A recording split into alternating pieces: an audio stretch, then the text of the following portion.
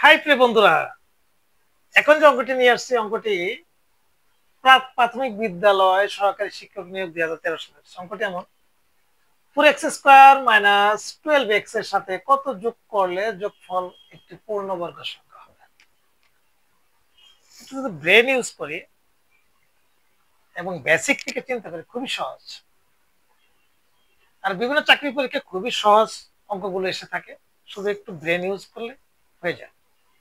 চলুন আমরা দেখি কি করতে।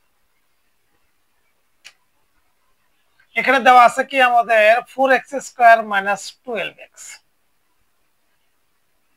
এটাকে আমরা যদি সূত্র বা পূর্ণ একটা বর্গরূপে প্রকাশ করতে চাই তাহলে এটা এইভাবে লেখা যায় কিনা দেখেন তো। a² - 2 into a।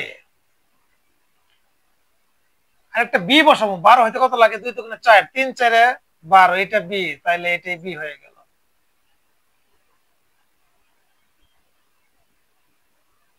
তাহলে পূর্ণবর্গ করার জন্য আমাদের এটা যোগ করলে হয়ে গেল। তাহলে এটা যদি পূর্ণবর্গ হয়েছে কিনা দেখি, তাহলে a² - 2ab + b² এর সূত্র হলো কি a - b হোল স্কয়ার।